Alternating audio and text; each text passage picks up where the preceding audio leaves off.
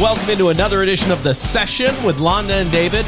My name is David Austin. I'm Londa Sherwood Austin. Welcome back. Okay, we have a lot of stuff to talk about today, Londa. We woke up early today, had our little business meeting on the couch, and it was delightful. And from that business meeting sprung dozens of topics.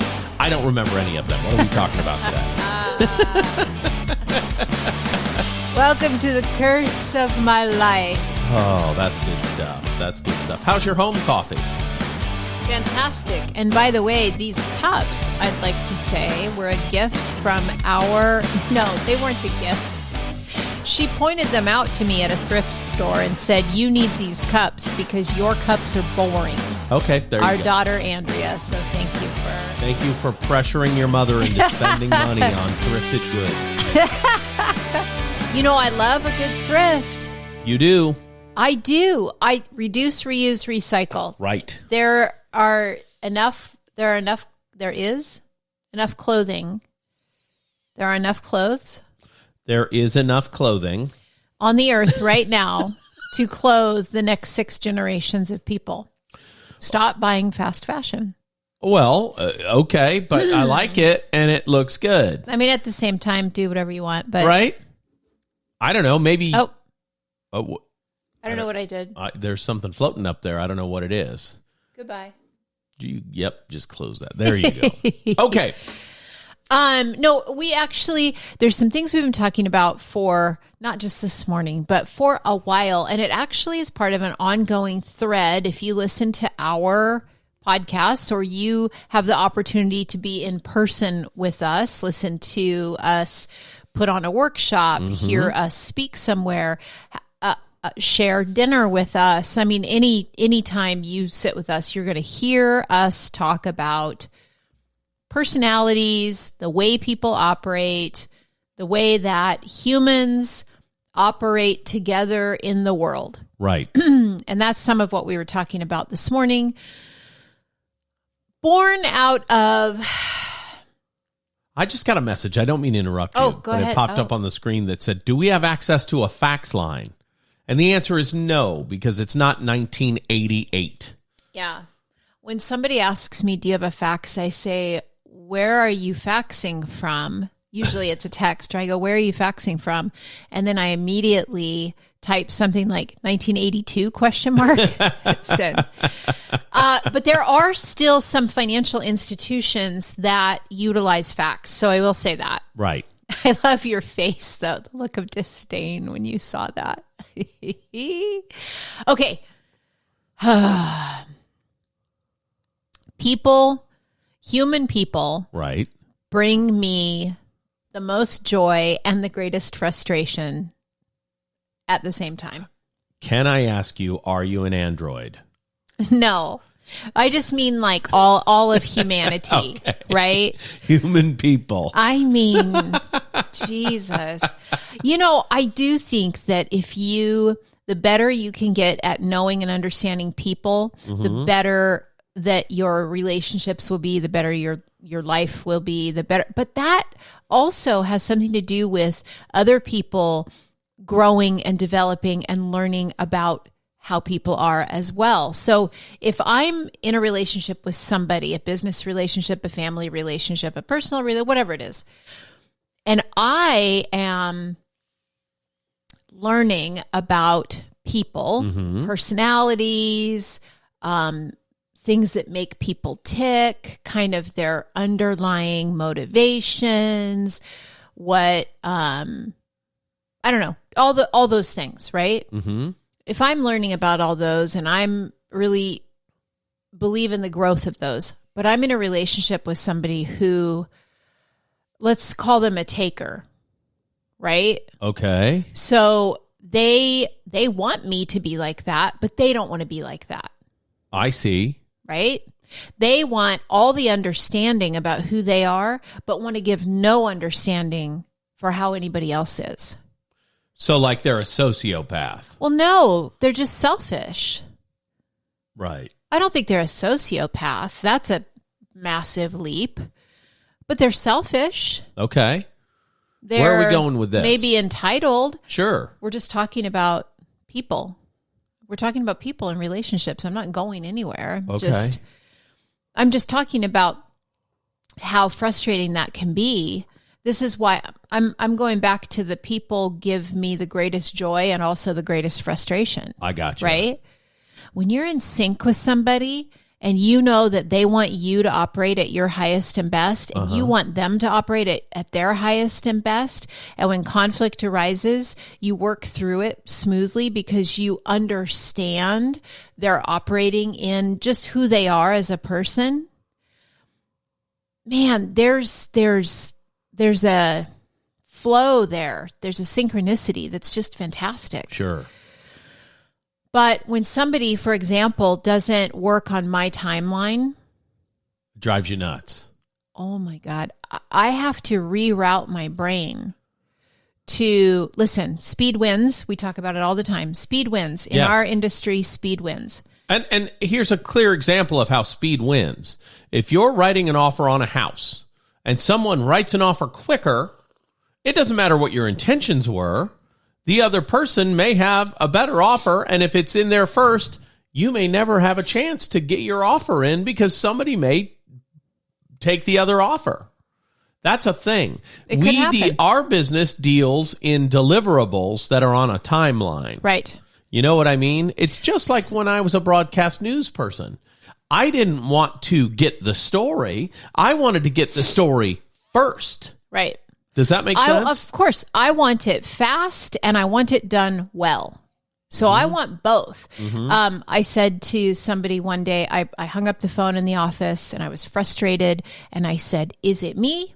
Is it me? Be honest. Is it me? And she said, well, I mean, yes and no. She said, there seems to be a lot of incompetence in the industry. Right. With people in the industry, with realtors. And I'm going to say it because in 2018, NAR released the Danger Report, which was this massive report that they did, that they had gathered evidence for like 2 years or something, feedback from clients and stuff. And basically the report said realtors are their own worst enemies because they're incompetent. That's the NRA report. That's not me saying it, but I can NAR. say National Association. Right. NRA is the National Rifle Association. An didn't- NRA report said they're incompetent, so they cannot carry guns. National Association of Realtors. I beg your pardon. But so this person observing me work said, there's no doubt that there's some incompetency in this industry. However, you also have impossible standards. Right. And I do well to remember that and to remember I operate in a certain way, but not everybody does. Right. And I have to let people operate how they operate and let the chips fall where they may. Now, if I'm frustrated about it, it's up to me to move it forward. Right. And there's a timeline I'm dealing with right now. This is very fresh because I'm dealing with a timeline right now and I am pissed because the timeline is not moving the way that I want it to move. Sure. But I have to remember it's my timeline. They've got their timeline. And if they, whoever they is, blow the whole thing because they're not on an appropriate timeline, that's on them. Sure. Now, I do what I can to urge it along, right? Sure. Yeah. It's just like with your partner or your spouse, somebody that you live with. It could be a roommate, it could be a sibling, it could be whatever. Somebody that you live with, and let's say you don't like dishes in the sink. Right. Which I don't. I don't like dishes in the sink. And you are primarily the dish doer at our house. That's right. But sometimes you don't mind leaving dishes in the sink. You'll get to them. I'll get to them after dinner.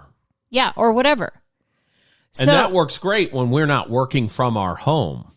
But when we're working from our home, you can see them in the sink when you go to get a cup of coffee. Home coffee. So what this happens... episode is brought to you by Home Coffee. And it's on the house. Go ahead. Here's the crux of the point of what I'm trying to get across today. Mm-hmm. Okay? In business, in life, in whatever. Instead of me being frustrated with you because the dishes aren't done, if it's important to me, I'm doing the dishes. I see what you're saying. Leave you alone.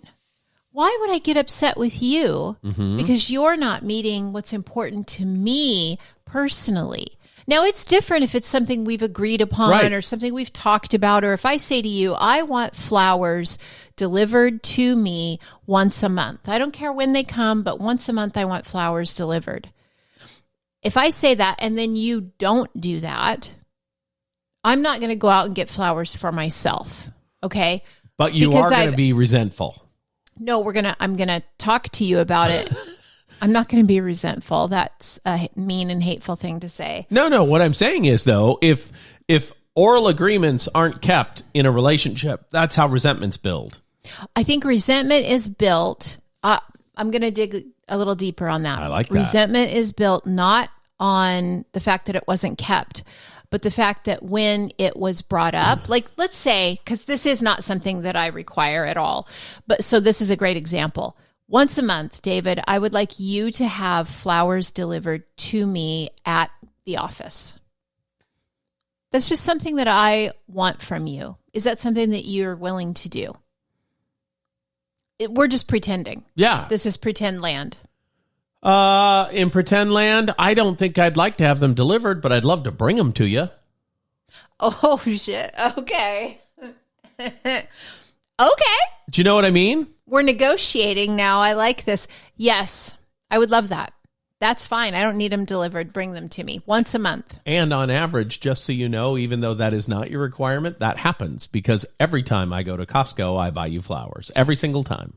Okay, so but for the sake of our example, I just feel like I'm winning here. let's say that we've made this agreement. Okay. And a month goes by and you didn't bring me flowers. I see. Stick with me. Okay. Where resentment comes in is if I don't say anything and I let another month go by. Now, is it on you or was it on me? Both. Yes. Because one is disappointment. Disappointment repeatedly leads to resentment. I just saw a TikTok, excuse me, of this woman who she walks in, her husband's standing at the dining room table. She walks into the dining room and she lays a beautifully wrapped gift on the table. Mm-hmm. And he said, "What's that?" And she says, "It's for our anniversary yesterday." And she walks off looking very defeated. And he said, "Did I forget our anniversary again?" And the person recording, I think, is one of their kids. And it's like, just open it, right? And then the video ends. And then it cuts to this lady who's talking about how disappointing this man is. Right. Stick with me. Don't leave. I'm not staying on that. Because he forgot her anniversary. And look, she was so sad that she waited all day yesterday waiting for him to remember. I'm sorry, what? She's as guilty. Well, she's as guilty, if not more so, because she forgot got a it gift. too. She didn't. She got a gift and held it and waited all day to see if he remembered. That's weaponizing. That's correct. Disgusting, in my opinion. It's for our anniversary yesterday. Oh, you remembered and didn't think to tell me? That's mean. Yes. Right. So when you say who's responsible, both, yes. If you forgot He's forgetful. She's vindictive. Well, careful. We don't know what the intention is. We don't know. We don't know. What good can come from holding a gift hostage from your forgetful partner? I think that just assuming, oh, he's forgetful and that's just how he is kind of letting him off the hook. Well, They're both no, I'm not letting him off the hook. hook. He's forgetful. He needs to do some practices to remember. Bro, figure out a system. One may be put it in your calendar. One may be have your anniversary tattooed on your arm so you can't forget. Never forget. 9/11/2019. Never forget. The Twin Towers of dating in the Tri-Cities fell on that day. Yeah. You know what I mean? I can't forget. They're equally to blame. They're equally liable. They're equally responsible. That's my thought. And I was so disappointed in that creator who was using that video to make her point about how men are garbage. And I think that was just, there was a huge missed point in that, what was this woman doing that she forgot? Like, if I give you a gift, it's because I'm excited to give it to you. Correct. It's because I'm not expecting anything in return. I'm not only going to get, like, I just can't wrap my head around that kind of thought process where I have a gift, I'm ready to give it, but I'm not going to give it until he remembers it's our anniversary. Yeah, that's terrible. It's disgusting. It is. And that is vindictive. That's what that is. And I do think that this can spill over into business relationships really easily by expecting somebody else to move a timeline forward that I want moved forward. I see. If there's any way that I can encourage that timeline along, I will. One of the best things that I learned from marriage counseling in my first marriage was... It didn't work. It actually did work, and it helps this marriage a lot, was to understand that people process information differently. Right. And I learned in my first marriage that I'm impulsive, and that equals fun to me. But to a partner who's not impulsive, who's very systematic, that equals roadblock and change of course, and oh my God, Stress. awful. Stress. And I had no idea that that was even a possibility until I was taking the test, the compatibility test that you take, communication compatibility, not relational compatibility. And I found out that I am a spur of the moment, fun person, and other people aren't that way. I just presumed before that moment in my life that everybody thought it would be fun if something good happened to celebrate it. I just presumed, because that's what I know, right, that everybody felt that way. Turns out, no, not everybody feels that way. And that was very important to learn. Granted, it was 19 years into my 20-year marriage that I found that out. But you know what I mean? Yeah. That's important information. Yeah. And I'm glad I found that out. I also, during that same time in my life, read a book about relationships, and it said relationships are not 50-50. They're 100-100, and if you're not willing to give 100% for nothing in return, you will have a failed relationship. And I feel the exact same way about business relationships. If I expect something in a business relationship and am not willing to do the exact same thing to make it work, then it will fail. So I think what you're saying is right on. One note that I want to make about that is because I'm a person that struggles with having enough energy sometimes. So there are days when I only have a total of 60% to give. But if I give 100% of that 60%, then I've given everything I've given. Absolutely. I have. So yeah, and that's confusing math, and I understand what you're saying, but you know, I'm not at 100%, so I couldn't possibly give 100%. But that's the thing, you do give 100%. There's never been a time when you don't give 100% in this relationship. There's never been that. No, I can tell you that for a fact. You might not have felt 100%. You might not even thought what you were doing was worth 100%, but it 100% of the time meets my needs. It's really, thank you. I appreciate you saying that. It's really interesting when I listen to other people talk about relationships, whether they're personal or business or whatever, family, whatever. And I hear them kind of complaining about somebody. It's like my brain automatically sees all the different sides of it. Yes. And I may or may not say something about it. But I may say, you know, well, have you considered this? Or, you know, I try to be careful so that they feel validated and heard as well, and also offer a little different perspective, right? Because for whatever reason, I tend to be able to put myself in a lot of different people's shoes, right? Sure, that's your superpower. And so, well, thank you. And when I want to, I should say that. I think you do it sometimes when you don't want to, and that makes you stressed out. When I'm mad, though, I don't. And I'm like, But then I always come back to putting myself in their shoes. Interesting.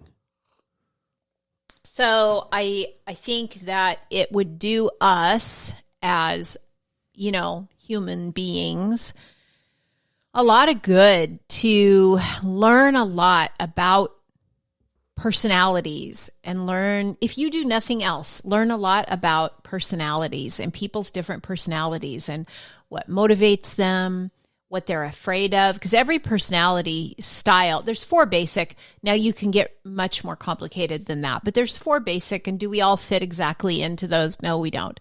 But, but of those basic personality styles, there's something that motivates them. There's something that they're afraid of. Like there's a greatest fear. Mm-hmm. There's something that, and then there can be like these crossover things that they're motivated by. Like maybe their primary isn't as much motivation as their secondary personality trait is maybe more of a motivator, that kind of stuff. So there's all these variables, but for the love of God, please listen to a podcast or a TED Talk or read a book or My favorite thing is when people talk about how marriage is so hard and it's such hard work. It's not hard work to me. Well, this marriage is not hard work. This marriage doesn't feel like work at all. And somebody said to me recently, it's work. And I was like, actually, it's not. I'm sorry, it's not for me. Now, that's not to say we don't have to work through things. Right. But it's like old stuff. We have childhood trauma triggers. And some of those echo memories from our first marriage. We repeated in our first marriages, and you call them echo memories, which I think is such a great term. I've never heard it before. And I think I made it up in the moment. You thought of it. Yeah. And it's so good. It's like your brain is kind of in this echo chamber of like memories, and it's a trigger is what's happening. If you say a specific string of words in the right tempo, I now feel like I'm being yelled at 15 years ago. Does that make sense? And when you're not yelling at me. And 40 years ago. Sure. Right? Because we repeat. Absolutely. For those of you new here, what happens is you have sometimes traumatic relationships with a parent or parental figure. And while it may have been traumatic, it does your brain it feels familiar to your brain. And so you accidentally, unintentionally sometimes repeat those dynamics in other relationships, for example, a marriage. So that's kind of what we're talking about, just to bring you up to speed on what we're talking about. But so we do we get triggered and we bump into stuff and we have to work through that. So I don't mean to say that we never have to take a pause and really dig deep and go, we got to really talk about this. But the fact that we're both willing to do that makes it not work. It doesn't feel like work at all. If only one of us were willing to do that, it would be work. It would be hard. Mm-hmm. Do you know what I mean? Oh, I certainly do. I certainly do. I think it's super fun to learn more about you when something like that's happening, because you're the most exciting, entertaining, interesting thing in my universe. Mm-hmm. So I love it. I thank you. And I think you're very easy. Yeah, well, you're not a complicated human. No, I say it all the time. I'm an affable doofus and could be happy anywhere I am. And I don't know that I agree with that particularly, but I do think that you are a very uncomplicated person. Yes. And my complex thought happens like a computer instantly, and then I move immediately on from it. I don't have things that I focus on or think about or linger on. Yeah, that's okay. Not a thing that happens I do it enough for both of us. Right. It just doesn't happen to me. Lordy. When you say things like, well, I thought about so-and-so all night. Well, I thought about that for about 4.9 seconds and never thought about it again. You know what I mean? That's just how my brain works. Yeah. It's super, and then go. Mm-hmm. Okay, that's done. And I can put it in a drawer and move on. But I'm a thinker, and I like to sit and think about things. Yeah. It's why I like sitting and I love now in my new office space, I have a big window again, and I love it because I turn my chair just slightly. I can kick my feet up on the desk and I'm looking out a window. And I love that because that's a lot of problem solving time, right? When I can just look outside at the sky and the trees and the whatever and just sit with my thoughts and think. And I think maybe it's because my brain is scattered all the time. Like there's a lot going on in here all the time. When I say, what are you thinking about? And somebody says nothing, I'm so jealous. Yeah. So jealous because I've not thought about nothing since I think the day I was born. Well, so anyway, when I'm doing problem solving, like complex problem solving, like how do I make this work? The underwriter doesn't like this, or blah blah blah blah blah. I don't think about it. It just comes out of the ether instantly, magically, like a strike of lightning into my head, and it could happen when I'm playing disc golf. Right. You're a walk away from it and the solution will come. Yeah. It can happen in the middle of the night when I'm asleep and I wake up and write it down. It's not, I don't have to ponder things. So that's a good thing to know about the two of us is the difference is I've got to sit with it and kind of simmer. Yeah. Right? I got to marinate in it. Right. I got to simmer and kind of let it bubble around, and you've got to walk away from it. Absolutely. Go do something else. What if we didn't understand that about each other? And I thought, well, that dick, he's just out playing while we've got this big problem that needs to be solved. Right. And that's how bitterness sets into people. Resentment. I'm saying that's how it happens. That's how you show up to your house on September 11th, and on the 12th, there's a package on the table, and you're like, "This is from yesterday. You forgot my." No, she didn't even. She was so defeated. It's sad. She was so, like, this has been going on for a long time. But come on, don't act like you can't do anything about it. I'm sorry. Here's the deal. Heated. No. If you know that your partner does not remember your anniversary, how about a week before you say, let's go out to dinner on our anniversary next Thursday? Yeah, how about you plan the whole damn thing and then just make him pay for it? I mean, what are we doing? I don't understand. I don't get it. And it was partly, I think, generational maybe. I don't understand not standing up for yourself and saying, this is what preaching to the choir right now. This is what I want. This is what I need. What do I always say to you? Tell me what you need. Tell me what you want. Tell me what you want. Yeah. It's maybe you're. That's not a word, maybe David. Maybe easier is what I was trying to say. Just make it up. Who let me have a microphone? It may be easier. I don't even remember what I was going to say. Here's the thing. If you need something... Oh, my God.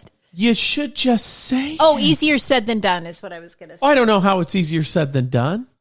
If I need something, I'm going into a stand-up routine right now, and I got to stop. If I need to, I heard my voice starting to do like Jerry Seinfeld. I don't know why I heard it and why that happened, but I don't either. What's the deal? Anyway, I was going there, but if you need something, it's super easy to say what you need. And if you have bad news to share the bad news. Don't hide from the things that are going wrong in your life. I'm talking about business communication all of a sudden again. Oh. In business, the biggest complaint about salespeople is they don't communicate effectively. If you need something to finalize a sale, say what you need.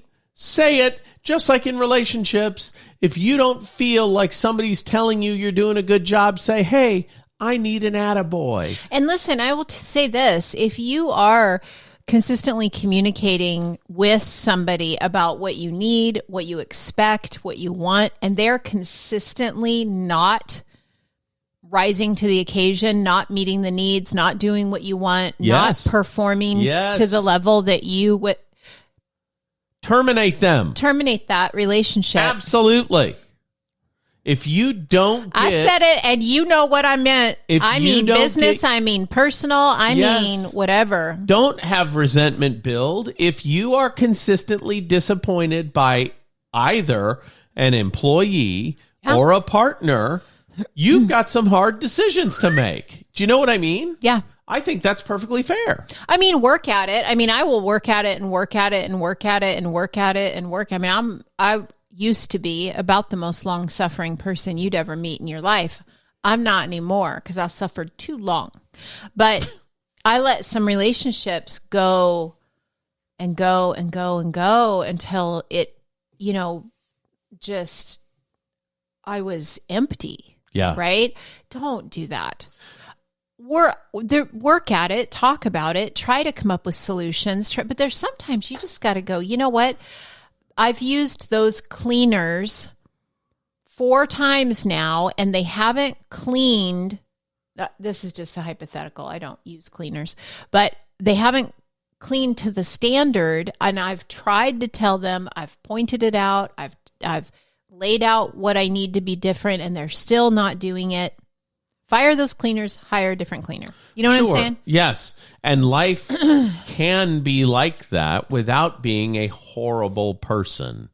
You can set expectations in your relationships with clear parameters that work for you. That's more realistic, actually, in a relationship than in an employment contract. It's very common that I'll be talking with someone about relationships, and I'll say, well, is your partner the problem, or is the problem that you're not expressing what you need and what you want? And you've kind of lost yourself a little bit.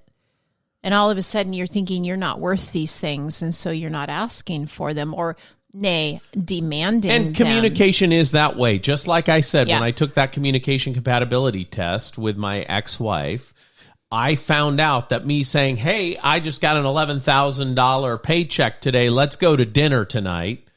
I found out that wasn't a fun celebration for her. I found out that that was a stressor because now there's a mountain in her highway where she's traveling and she's going this way, and all of a sudden, boom, a mountain was thrown down in front of her car because she's a linear thinker and knows that I've got to have dinner on the table at 6, blah, blah, blah, and I've been thinking all day about making this, and I went to the grocery store last night to get this, and now we got to pivot.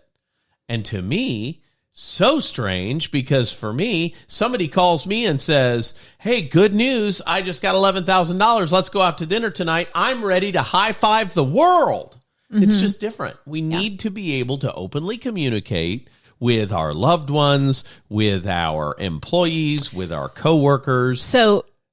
About our needs. That's a perfectly normal thing. Yeah. Without having resentment and blowing up and losing your goddamn mind. And that is bad and hurtful. So the way to present it, though, might be, hey, I just got this great bonus. Would it be better to go out to dinner tonight to celebrate, or do you want to go Saturday night? That would be great.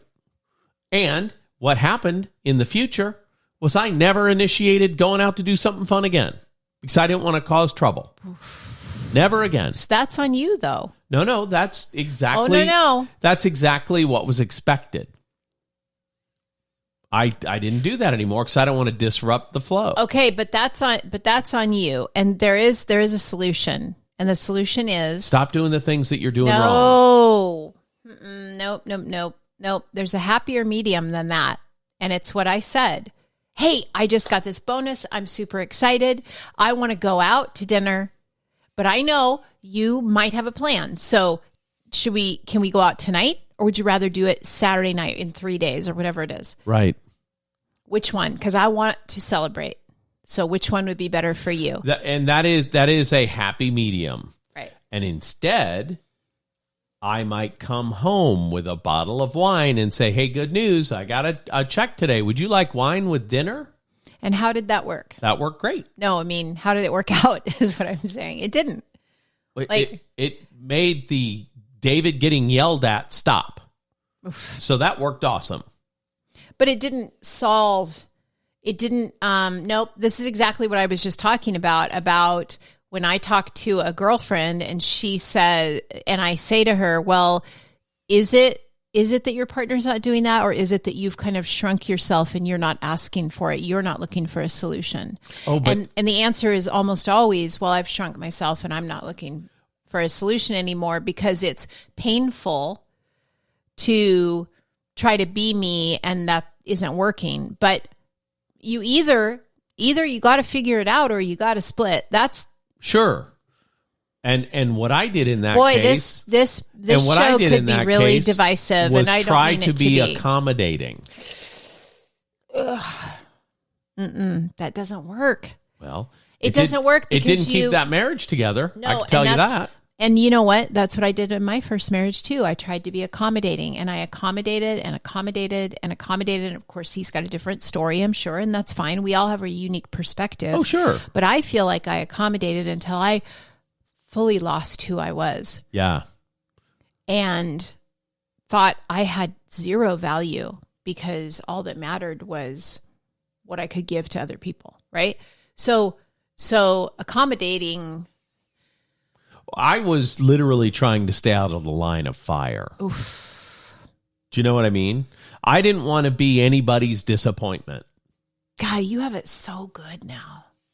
You're right about that. That's true. But I, at that point, decided, no. I don't want to disappoint anyone, so I'm just not going to do that. Do you think you do that in business relationships too? Well, I don't know. I don't have anybody yelling at me at work. I don't mean that. Well, that's what I mean. I mean, that's a very specific thing. I mean, okay. What are you asking? Well, do you think that sometimes things happen and rather than looking for a solution together with the person, you just pivot what you do to avoid it happening again in the future? No, I do not. Because the only things that happen at work are problems with the process, and the process needs to be repaired. There are no problems with people at work, to me. Now, other people may think differently, but I'm a pretty small shop. Sherwood Austin Mortgage is 2 people. Mm-hmm. You know what I mean? Well, I don't mean just in that. I mean, you have lots of different business. It's a whole team, and then you've got UWM, and you've got your trust, and you've got your title and escrow, and you've got your realtors. Yeah, and I have a success team to avoid problems like that. I don't have problems like that in my system, only because I've been doing this 21 years. If I hadn't been doing it so long, I might have problems, right? But if something doesn't work right, I send an email and say, hey, guys, let's do this instead. And never have I gotten, what's wrong with you? You should have been here 10 minutes ago. You're a moron. That doesn't happen in my life. That's not in my life. Do you see what I mean? Yeah. I was trying to avoid that kind of. Yeah, I'm pivoting off that into a different realm. I'm taking the same loose concept and moving it to work. I don't have situations at work where I am diminished by someone else or a situation. I will say, though, in work, what comes up is we want other people to think and operate the way we think and operate. Sure. And they're not going to. That's an easy pitfall. Because how boring would life be if everybody thought and operated the way that I do? Well, Gary Vaynerchuk said it a couple years ago, and you brought me the clip and had me listen to it. And it is, if you expect your employees to have a sense of ownership in your business, you're fooling yourself and you're letting yourself down, because they don't. Yeah. They don't. Won't. They need clear direction and clear parameters to work within, period. They are not going to be entrepreneurial and make your business better. That's not how they think. I say it like this. They're think, if you think about a war movie, and you know how you see the commanders around the table with like the little guys. Do you know what I'm talking about? Yes. Like they don't. I'm sure it's an old movies, right? And they've got like little things, and we're going to attack from over here. Sure. Whatever. There's commanders and there's privates, and the private has the gun and is on the field, and the private doesn't think like the commander, and the commander doesn't think like the private follows orders. Right. Right. So it's an oversimplification of that same idea, but the the owner of a business is going to, you're the owner because you think differently. Right.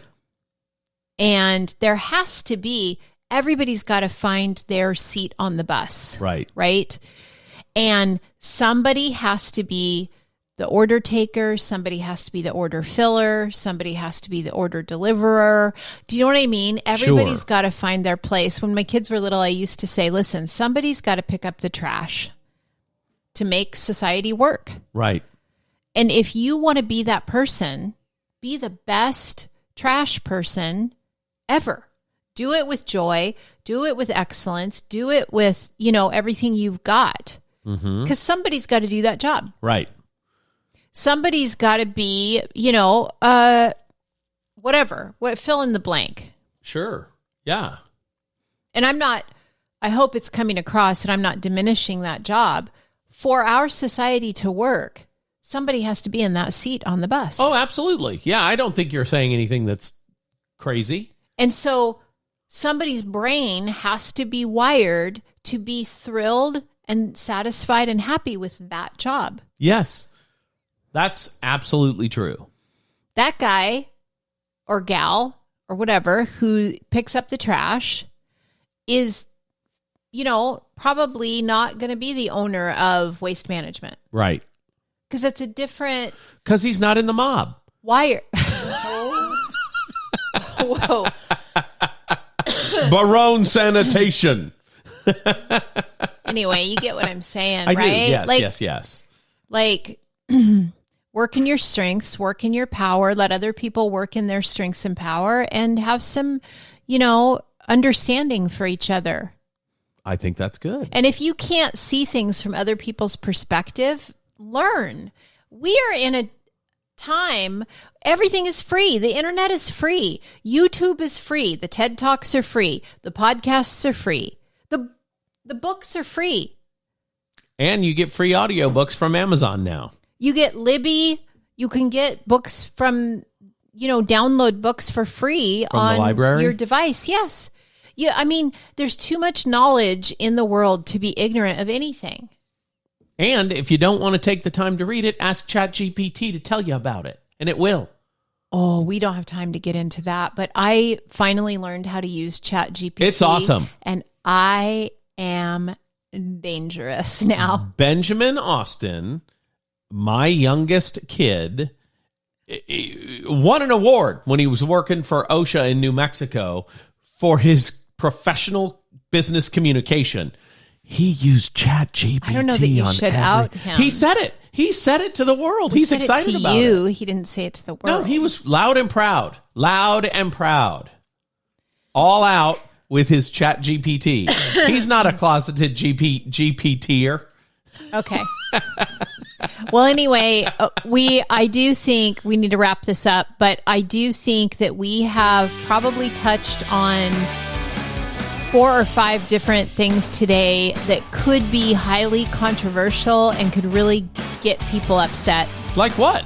It's okay if you are, but please understand that, our intention is never to do that. I think we just talked about communication dynamics, and we told a little bit of our personal stories. And let me tell you something. I'm still great friends with my ex-wife and am not mad at her at all about anything. Do you know what I mean? So I don't know what's controversial. I don't think anything of it's controversial. Okay. I think we covered 4 or 5 things that probably could really upset people, and that's okay to be upset. Well, if we did that, it was unintended. Know that is exactly what I just said. Our intention. I'm going to hit you right now. Our intention is never to upset. That's what I just said. For Londa, Joanne, Sherwood, Austin, I'm David Austin, and this has been another edition of The Session with Londa and David. We'll see you next week.